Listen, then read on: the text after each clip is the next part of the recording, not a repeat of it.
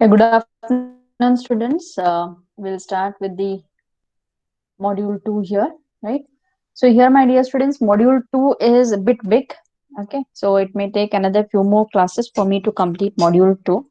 So after this human resource planning, we'll be dealing with the job evaluation, and then we'll be looking out to recruitment, selection, and then we'll be looking out to training and learning. Okay, so it will take another few classes for me to end this module 2. Okay, so I'm going a bit slow here so that you can understand the concepts, right? Am I audible, students? Am I Yes, audible? ma'am. Or right. Okay. So here we had seen in the last class the techniques to deal with imbalance in labor supply. Okay, while planning for human resource, if there is any imbalance, in spite of all the planning, if there is any imbalance, how can you go ahead with the filling those vacancies, or how can you go ahead with the surplus of the labor which you have in hand? What techniques the organizations follow that I have already taught here. Okay, then moving on to challenges for HR planning, right?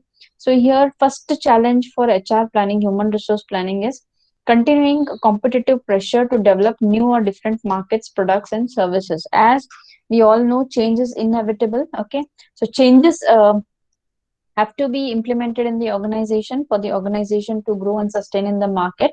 Okay, so here a lot of uh, changes do happen. Competitive pressure is being built. You need to be best in the market, you need to be best in the competition. Okay, so you need your employees to be very innovative, you need your employees to be very inventive, creative. Okay, you need to have competent manpower in your hand. Okay, and you should see to it that the production also is not stopped. Okay, as well as the services also are very creative, very innovative. Okay, so all these build in a lot of competitive pressure.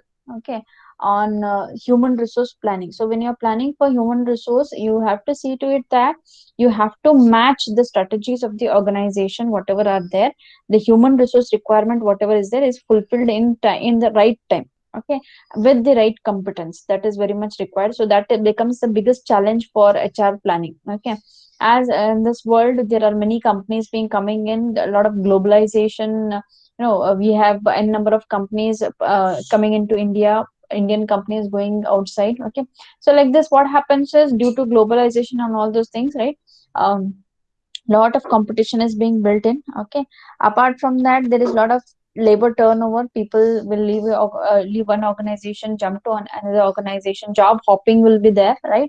So taking all this into consideration, there is a biggest challenge on human resource planning to keep consistent manpower in the organization, a consistent number of manpower in the organization, as well as competent manpower in the organization to meet the strategical requirements, whatever the organization plans for. Okay. Apart from that, the second challenge is greater demand for better services at lower cost. Okay. So here, because of the competition, basically the services which are being provided, it may be at the lower cost. Okay, for the customers or consumers. Okay, so here you need to see to it that you provide the best services in hand. For that, you need to have best competent people who have creative ways or innovative ways through which, wherein they decrease the cost, as well as bring in to the lower cost of services, right?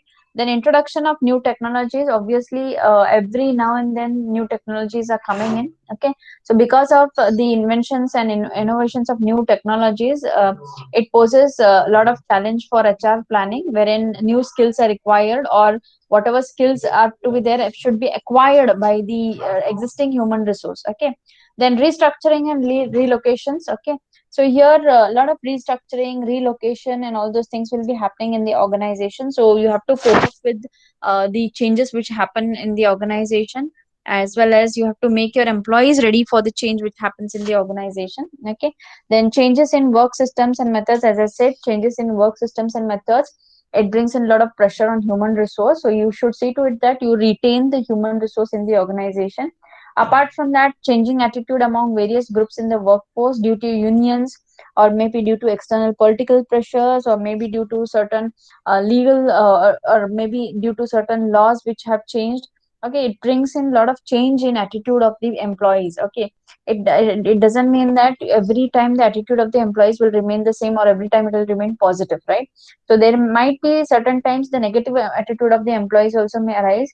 So you have to cope up with that negative attitude and see to it that you plan the human resource in such a way that the negative attitude is curbed and you bring in the positive attitude in the workforce, right? Then resistance from employee and employer. Certain times the grievances will be there. Certain times there will be a lot of needs, or needs to be fulfilled for the employees. Okay, certain times employer may not be in a position to fulfill all the needs of the employees, or maybe some needs of the employees, or employee may not be in a position to give in the production which is required if the higher target is set. So lot of resistance will be coming from employer and employee also. Okay, so you should see to it that you plan the HR in such a way that the employer also is satisfied as well as the employee also is satisfied.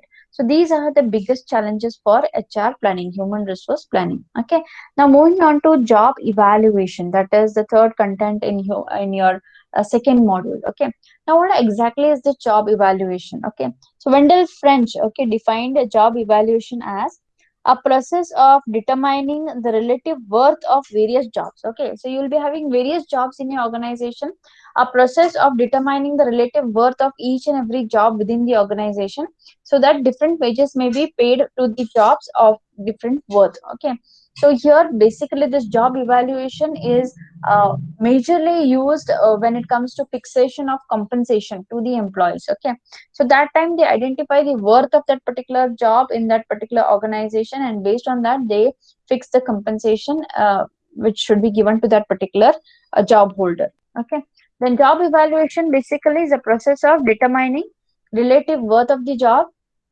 ranking the job and grading them by comparing the duties, responsibilities, requirements like skill, knowledge of the job. So how are you going to rate, or how are you going to rank, or how are you going to identify the worth of those jobs? By comparing the duties and responsibilities and requirements of that particular job, as requirements such as knowledge, skill, ability, experience of required for that particular job. Okay, you compare it with the other jobs. Okay, and then you fix the compensation payable to the concerned job holder. Okay, so that is what we speak about job evaluation. Okay, moving on to objectives of job evaluation, right? So first objective of job evaluation is to gather data and information relating to job description, job specification, and employee specification for various jobs in the organization. Okay, so here uh, what is the main objective of job evaluation? It is first to gather information and data. Okay, to relating to description of the job, specification of the job, as well as the employee specification. Okay, for various jobs in the organization. Fine.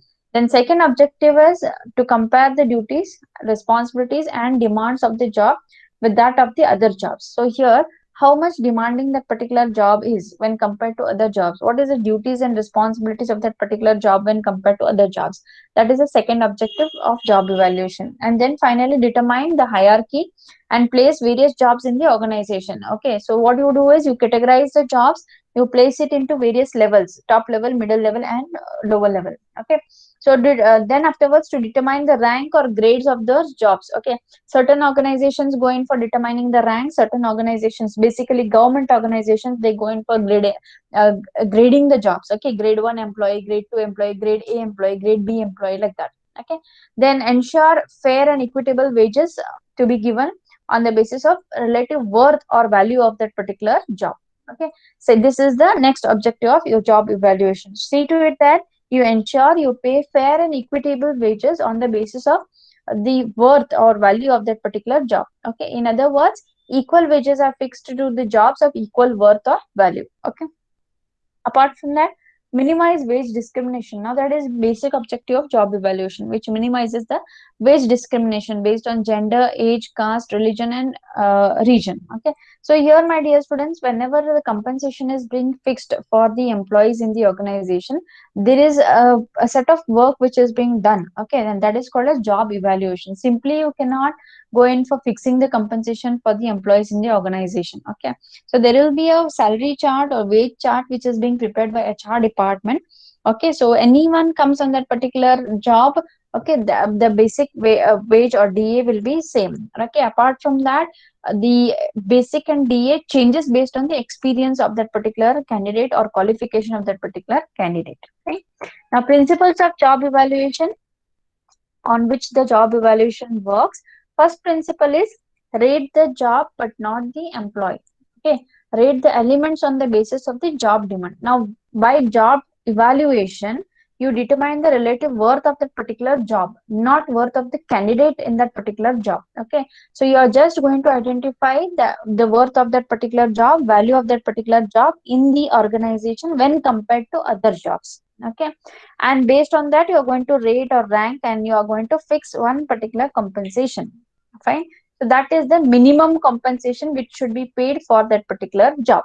Okay, so here, if for example, if I am recruiting a particular person on a particular job, okay, and I have already done job evaluation for that particular job, for say XYZ job, I have done job evaluation for that XYZ job and I have said that 5,000 is a basic which is to be paid for that particular job. This is the relative worth of that particular job.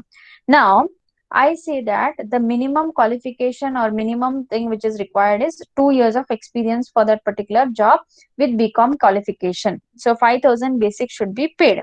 Okay. This I have drawn through job evaluation. There are certain methods I'll be showing you next in the next slides.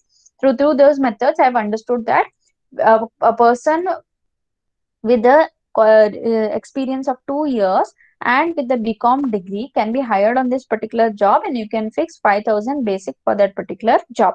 Okay.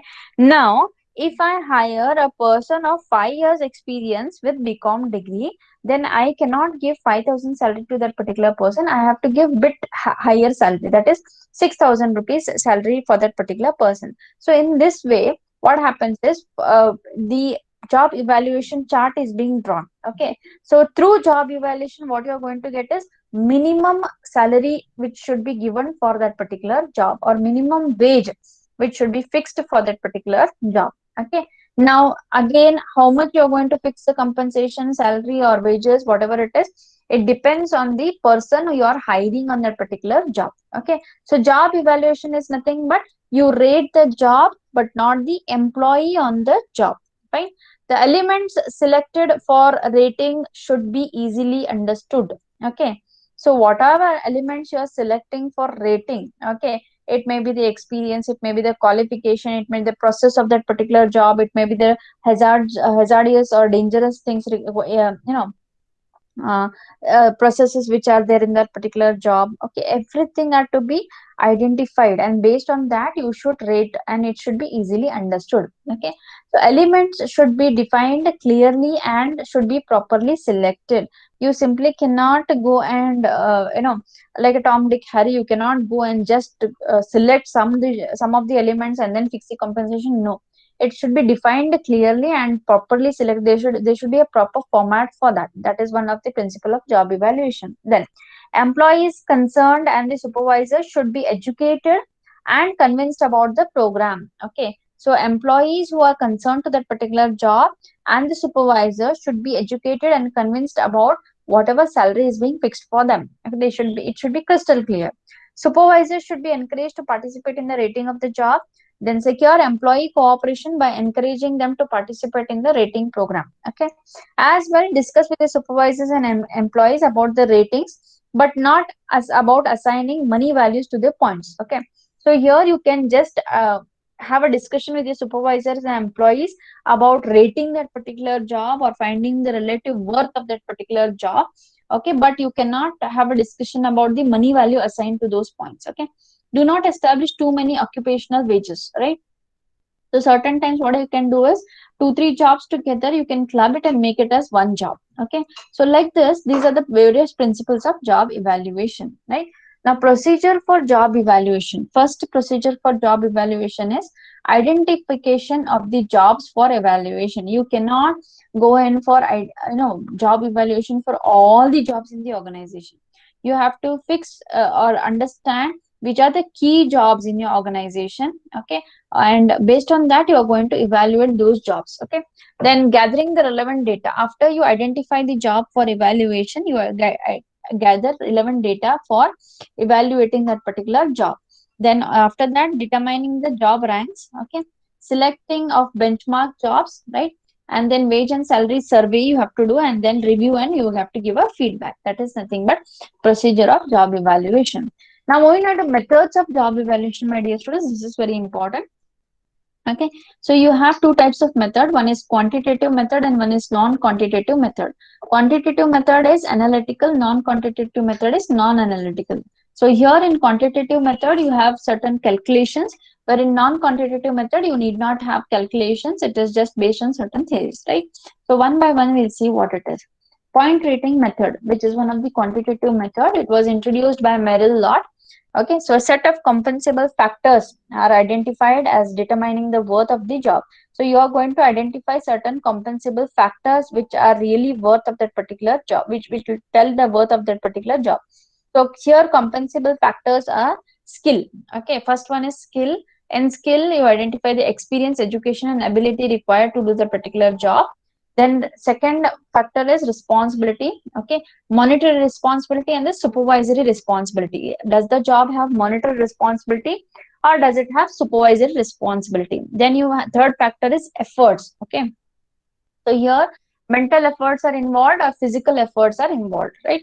Then working conditions, okay, location of the working, okay, hazards which are required, which are there in that particular work, okay, extremes in environment which are there in that particular work, that is being identified, right?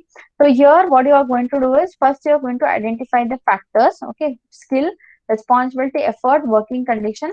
Okay, after determining the critical factors, you determine the level of those factors, allocate points to the factors, okay, then allocate points to the levels, develop point manual, apply point system, and apply money value. Okay, so here for example, if I say skill, it is a key factor. Okay, so education and training required, right? Breadth and depth of experience required, social skills required, problem solving skills required, discretion, degree of discretion, use of judgment, creative thinking, all these are points related to skills, right? Responsibility, we have already seen breadth of responsibility, specialized responsibility, complexity of work, degree of freedom to act, number of and nature of subordinate staff, extent of accountability for equipment or plant, extent of accountability for product or material. That is responsibility and accountability. Efforts, mental demands of the job, that is and physical demands of the job, and degree of potential stress involved in that particular job. Okay, so here educational requirement, that is sub factor under the skill, key factor may be expressed as in the order of importance. Okay, so here you have to identify the degree and define. Fine. So here degree is 1, 2, 3. So here define able to carry out simple calculations, high school education. So here what you are going to do is whatever key factors are there. Okay, that is skill. In that skill you have education. So in that education you have to go in for degree and defining that particular degree. So at what degree they are required. Okay, so here assigning point values to the degrees after fixation of relative value of the key factors. For example, if I take this handles, mates, develop contacts, take initiative, so at the third degree the education requirement is there, then you assign the point value for that. Okay, so here for example, the same thing is being taken here, factor 1, 2, 3, 4, 5, 6, that is skill. Okay, then other factors whatever are there, right? And then finally you allocate the point value for those skills and all. So maximum point total points of all factors depending on their importance to the job is 540. Okay, so here if you could total all this, it comes to 540. Then afterwards you go in for conversion of job grading points into money value. Okay, so here point range from 500 to 600.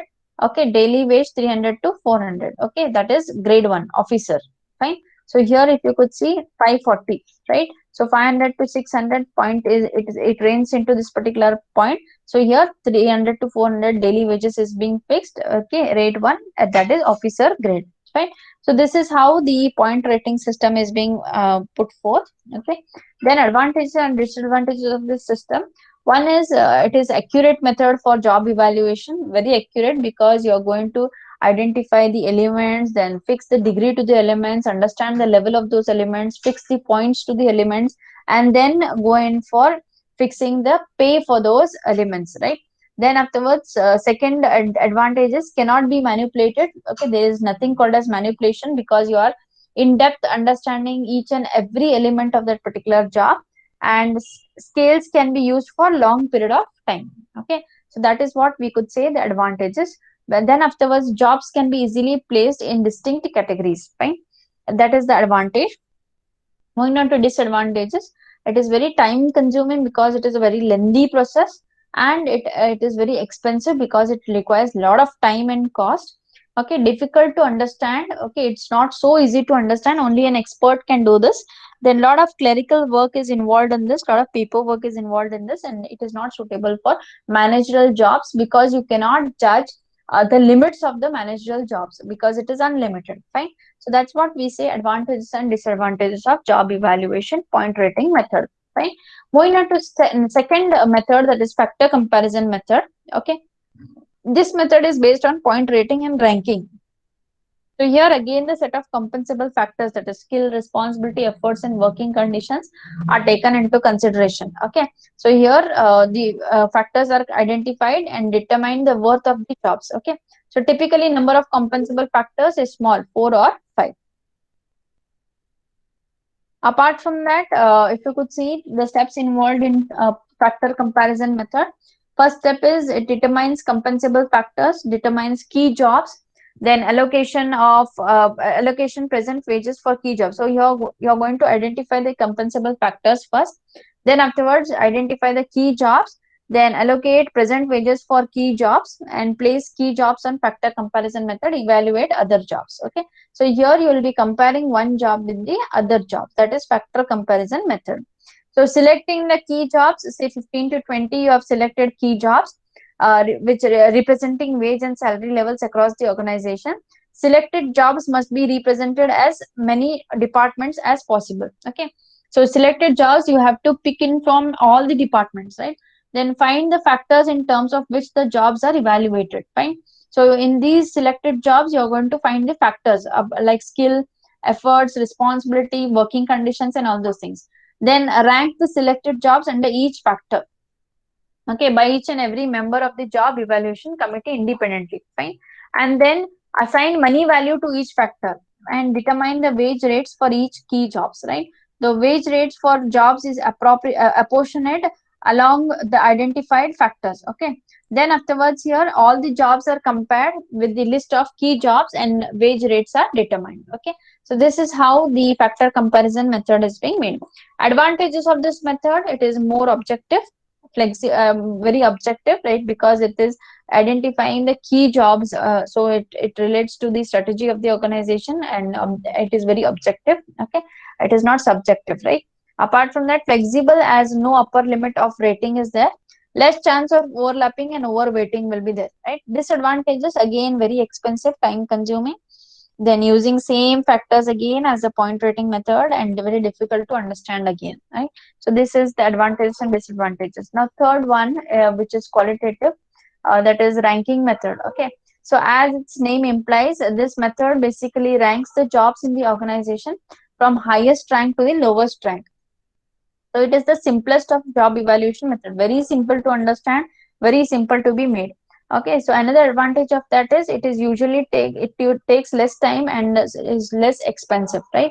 So that is the advantage. So advantages here are very simple, very easy to communicate the results to the employees. It is easy to understand. Disadvantages, ranking job is very subjective, right? It depends on the opinion of the experts, right? It doesn't depend on any calculations or something like that. It is not subjective, right? So ranking job is very subjective. Okay, it is not objective.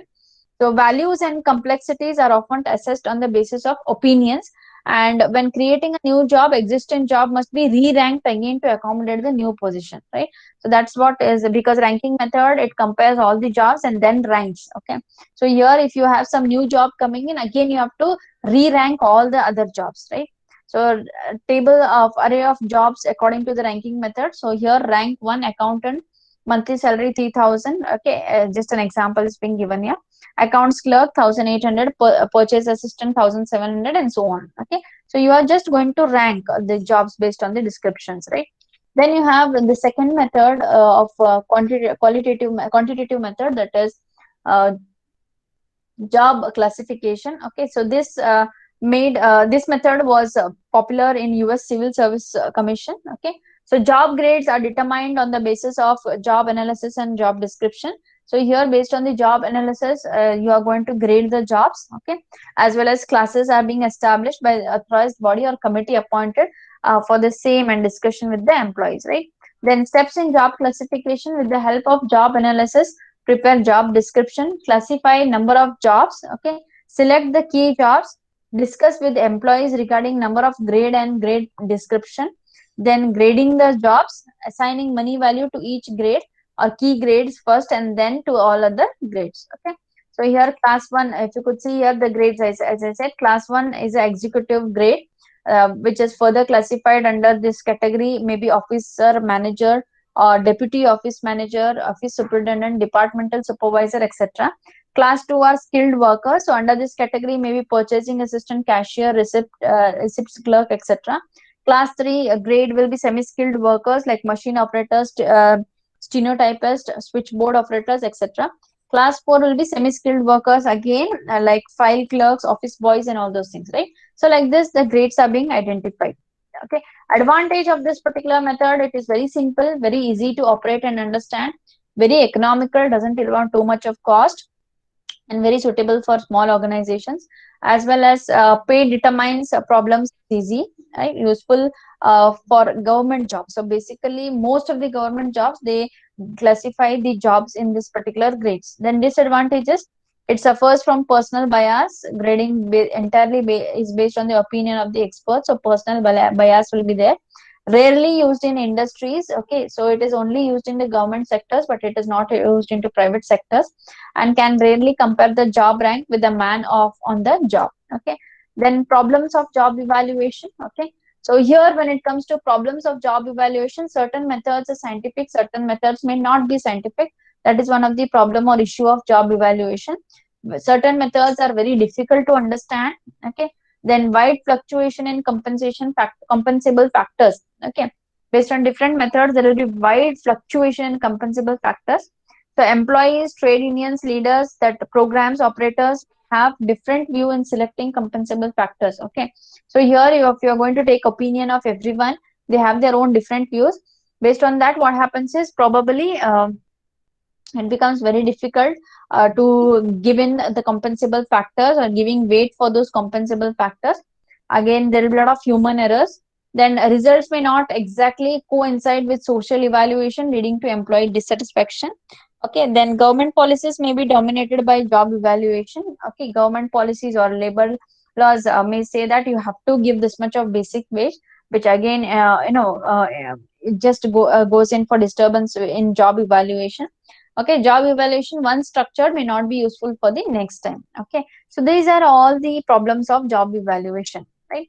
Then coming on to the fourth content, and that fourth content will be having recruitment and selection. Then importance of recruitment, recruitment policies, factors influencing recruitment, processes of recruitment, sources, evaluation of recruitment, and so on. Okay, let us move on to this recruitment here. So here, after completing the process of job analysis, okay. So we have already seen the job analysis. It is nothing but job description and job specification. So after completion of this job analysis, um, it which defines duties and human requirements of the company's job. Next step basically is to procure and desire and the desired human capital. So here, next step after job analysis is procure the desired human capital for the organization, which involves the processes of recruitment and selection of employees for the organization, followed by placement, induction, socialization, as well as transfers, all those things, right?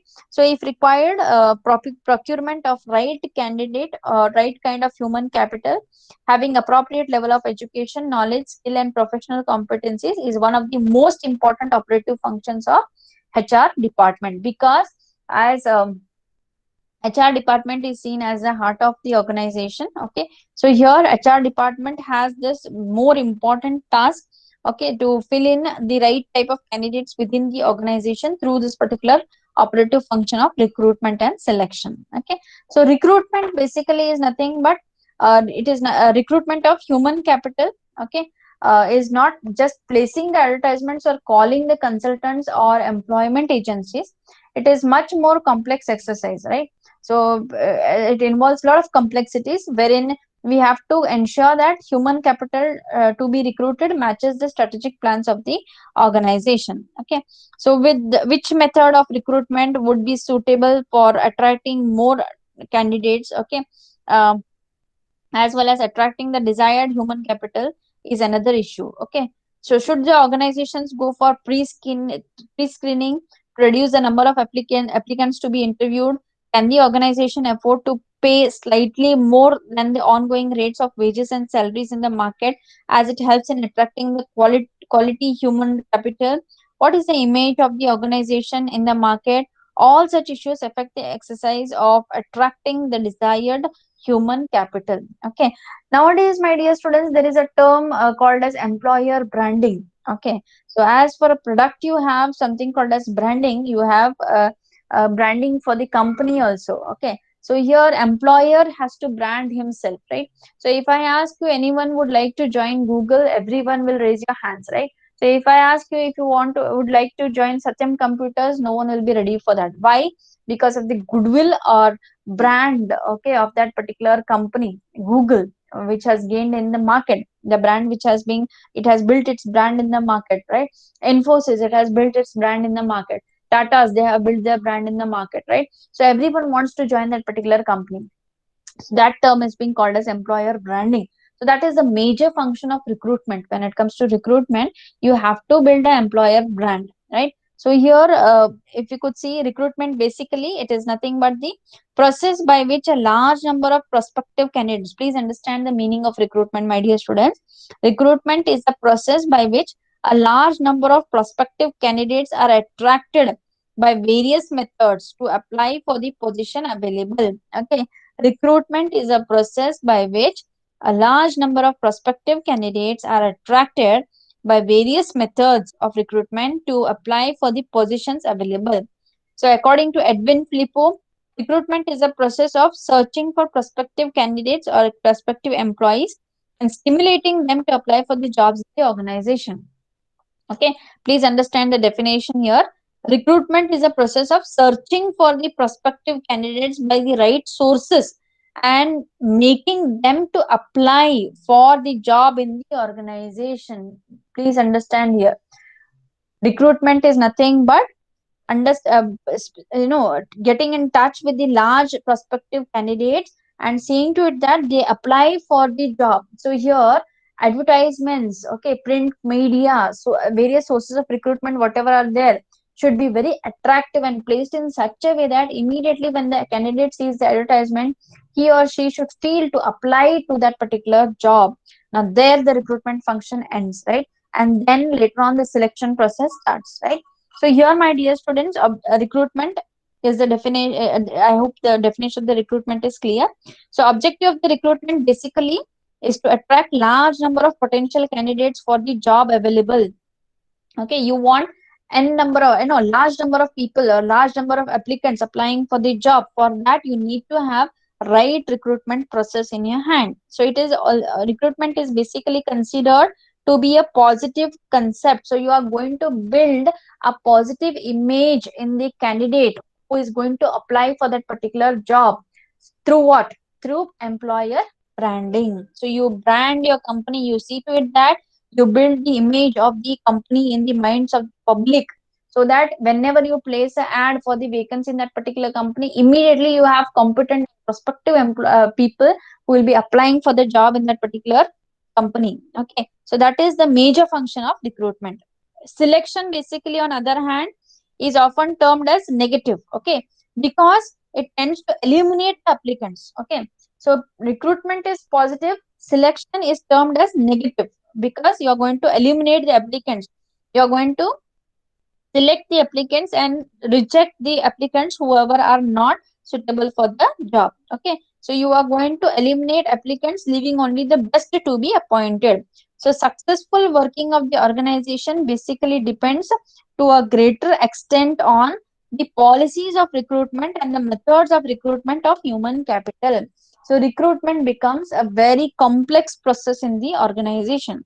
So in case only the right kind of candidate in the right number on the in the right wages and on the right condition are to be appointed, the future of the organization is likely to be bright if you have this particular aspect: right number of candidates, right wages, right conditions, and right kind of candidates. If you recruit, obviously you have bright future in the organization or bright future of the organization. So it is basically for this reason that every organization has an employment department called by different name in different organizations. Okay. So here, moving on to the next, the sources of supply of HR. Okay, you have internal sources as well as external sources. Okay, so here internal sources and external sources. There are n number of internal sources and number of external sources. Okay, before moving on to internal sources and external sources, let me speak about the policies of recruitment. Okay, so here when I speak about the organizations, every organization should have a well thought and well-laid recruitment policy. So best recruitment policy should have certain features. Now, what are those features? One is all employment activities must center in one place. Okay. In case all requisitions go through one center and all employment records are kept up to date, there is a maximum possibility for efficiency and also for the type of follow-ups which are to be made progressively, which improves the employment method. So here what happens is there should be one particular center wherein all the requisitions for manpower should come in. Okay, one particular department, right? And that particular department will be maintaining the employment records, okay, of the previous applications, whatever they have come, or how many employees they have employed. Okay, in the last classes we have seen about the yield ratio, which source yield me the best employees, okay, best candidates, right? So all these are to be calculated so that there should be one particular center. Okay, so a busy line manager normally does not have enough time and skill to perform the recruitment and selection process for himself or herself. Okay, so he can benefit by this assistance of central staff agency, right?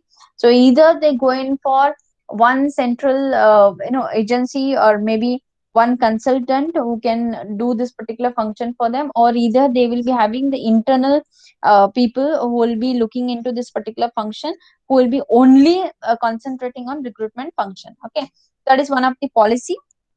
Then creation of new post and sanction of for appointment on the same should be authorized by competent authorities. Okay. Simply none of the departments can come and give that, okay, this is a manpower requisition. We want so much of manpower. You have to give us. No. There is a proper format, or there is a proper process through which you have to go through. You have to see to it that you prepare the job description specification and give, there will be format given by HR department. So HR department will give format to all the departments. They have to fill in whatever requirement of candidates are there. Okay, and then they have to get the approval from authority of the department. They have to get approval from CEO or competent authorities, and afterwards they have to hand it over to the HR department, and then HR department will be looking out for completion of that particular need, right? The number of selected people should not exceed the number of effective vacant positions, right? So that is one of the policy. Apart from that, job analysis should take place well before recruitment. So job analysis should be taken place well before recruitment. As I said, the department has to clearly identify the job description specification, and then they have to pass on the requisition to the HR department. Okay, so as far as possible, all candidates should be taken from one source. Okay, so all the candidates should be taken from one particular source. That is very much required. Okay,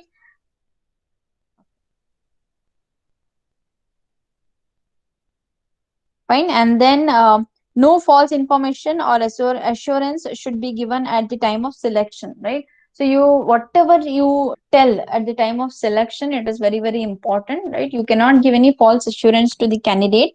Okay, and it should be it should keep in view the public policies also. Okay, and recruitment and selection should be done only by trained and experienced and efficient staff, right? You need to have right kind of interviewer who will be doing that particular interview and looking into selecting the candidates. Okay, as well as it should clearly indicate the firm's attitude towards employment and reservation for minorities, women, physically handicapped, and so on. Now this is one of the thing which all the companies do concentrate in, my dear students, right?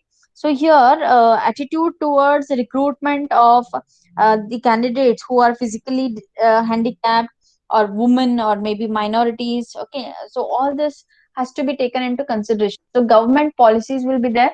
You have to see to it that you follow the government policies. Based on the government policies will be giving how much of percentage of women employees, percentage of handicapped, physically handicapped, or maybe other gender employees should be recruited. So based on those policies, the company has to set its own recruitment policy. Okay. Apart from that, it should clearly state the basis and extent of promotion from within the organization, right? Then it should attach due importance to audit and research on many matters like recruitment ratio as the number of actual people hired per 100 applicants in the firm, as well as the other firms. Okay, so here the yield ratio should be calculated and the record should be kept in the organization, right, or HR department. So these are the various policies of recruitment which are to be followed. Now moving on to the sources of recruitment, you have internal sources and external sources. So internal sources, it is not always possible to rely basically on external sources to fill the HR requirement. Okay, so certain jobs are similar from one organization to another, but most jobs require specialized knowledge that can be obtained only within a particular organization. So even those jobs which do not appear to be unique require familiarity with the procedures, policies, people, and also look into the special features of the organization in which they are performed.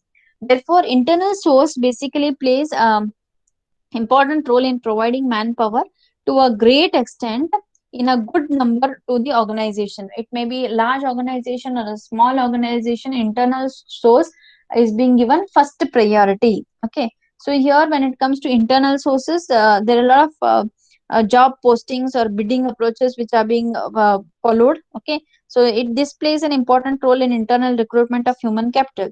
So job posting was just like the use of bulletin boards and company publications for advertising vacant positions. Okay, internal advertisements will be done by the company for vacant positions. But today, job posting has become an innovative recruitment technique and is considered an integrated component of an effective career management system. Okay, so job posting today is being seen as a integrated procedure for career management system. Okay, so your postings are computerized and are therefore easily accessible to the employees. Okay. So, computer software allows the employees to match an available jobs with their skills and experience, and then highlight where the gap exists so that employees know what is necessary if they wish to be competitive for a given particular job. So you are training your employees, you are making your employees know about the jobs in your organization, you are making your employees know about the requirements of the job in that particular organization, compare their skills with those jobs and see to it that they get trained to be capable of that particular job. Okay. So broadly speaking, internal sources refer to present workforce of an organization. So whenever any job positions falls vacant, someone already working in the organization is upgraded, promoted, transferred, or even demoted. Okay, so these are some because there are certain authors who are of the view that not only the people who are already on the payroll should be included in internal source, but also those who may not be on the payroll of a particular organization but are in the employment of subsidiary or affiliated organizations, as also those who are once on the payroll of a particular organization can be taken into consideration. Okay, so here either you can go for internal who are already there on the payroll of that particular company, or in the payroll of subsidiary, or in the payroll of affiliated organizations. If you find really they are good, then you can go in for identifying them and recruiting them for the vacant positions in your organization. Succession planning, which is ongoing process of systematic identification, that is assessing and developing organization leadership to enhance performance, is also being used as the internal source through which you can go in for filling the positions, vacant positions, right? Succession planning is nothing but planning for the successor of a particular candidate who may be retiring, okay, or may basically who is going to on a deathbed or something like that. So this is being done only for the key jobs. Okay. So advantages of internal sources here. It avoids the problems of people coming in by one door of the organization while highly similar talent leaves by another. Okay.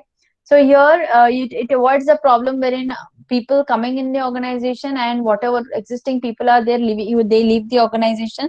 Those problems will not be there because you are giving too much of importance for the people who are already within the organization, right? Then it increases basically the general level of morale of the employees. It increases the level of the employees by assuring them that whenever there is any vacancy they would be given first preference over the outsiders. So this increases the morale of the employees in your organization.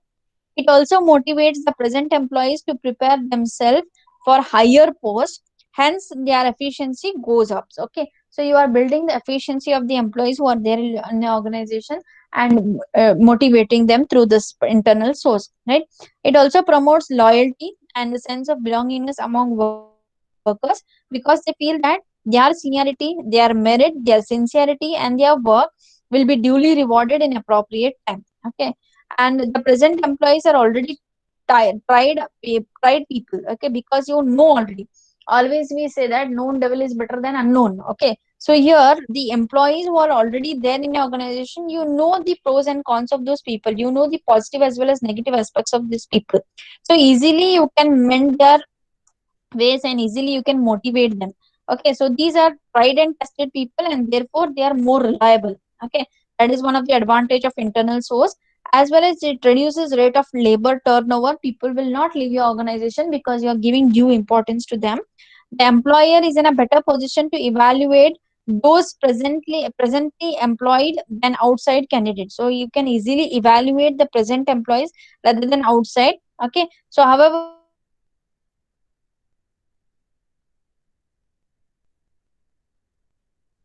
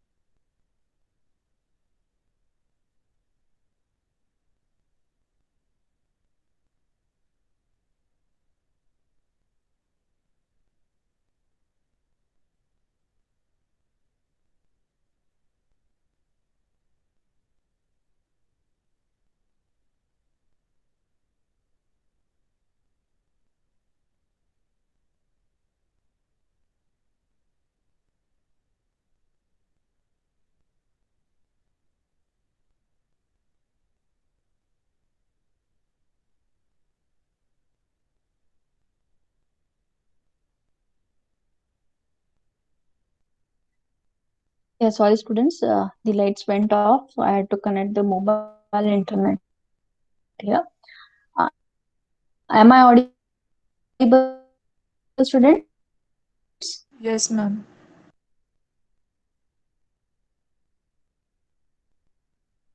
Can you hear me? Yes, ma'am. Okay, fine. Right. So here, if you could see here, internal sources, I think the employer is in a better position basically to evaluate those presently employed than outside candidates, right? So here you can evaluate the present employees in a better way rather than the outside candidates, right? So efficiency of their productivity can be easily evaluated of the present employees because they are already tried and tested.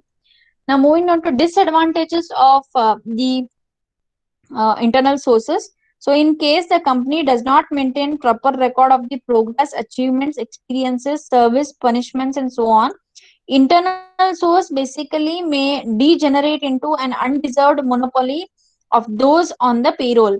Okay. So if you are totally depending, or maybe you are depending maximum on the internal source, okay. So that time what happens, if the sources, or if the people who are not being recognized properly, or if the achievements are not being recorded properly, or their services, their experience, their qualification, the punishments, if they are not being put forth properly, obviously you will be setting a very wrong example in front of them. Probably, if you go for internal source of supply, you may not be getting the right manpower for that particular jobs. Okay, so that is one of the defect of internal source of supply. That is one of the disadvantage. Okay, second disadvantage when it comes to internal source of supply is screen is not visible. Okay.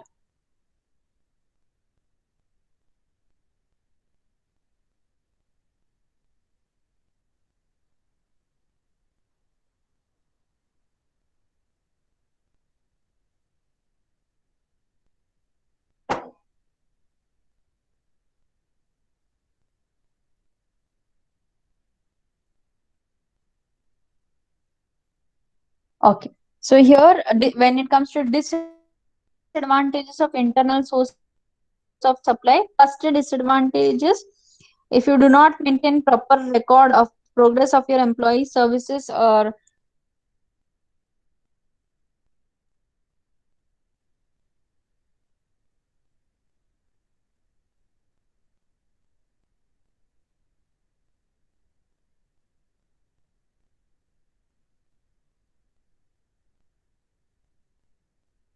organization, or when you require large number of manpower. Okay, so that time you have to depend on external source of supply, right? Apart from that, advantage of infusion. Okay, so here advantage of infusion of new blood from outside the organizations are not available. So when you go for internal source of supply, or when you depend more on internal source of supply, the advantage of getting new blood and fresh blood and innovativeness and creativeness in the organization may be lost. Okay, the advantage of infusion, obviously it will be lost. So fourth disadvantage is it has all the disadvantages of inbreeding. Okay, so learner rarely develops ideas which differ widely from those of instructor. Okay, so hence there is little scope of surprising innovations, something like that, because already they are very much like uh, from long time, if they're in the organization, obviously the innovation or the creativeness comes down, right? So that is one of the problem which happens when it comes to disadvantages of internal source of supply, right? Then as seniority plays an important role in promotions, really capable hands may not be available, right? So capable hands may not be available, right? So capable hands may not be available when you depend too much on internal source of supply. Then personal likes and dislikes. So personal bias may be there. Okay, so personal likes and dislikes of the management play an important role in the selection of the candidates from internal sources. Okay, so thus basically it is obvious that internal source of manpower supply can be more effective if proper record of services of existing employees is maintained, and there is what analytics has gained its importance, right? The software preparing themselves for new assignments. Okay, so however, if we need personnel possessing those specifications which are present in the organization, we do not have official look for internal source of supply. So the internal sources and external sources are taken into consideration.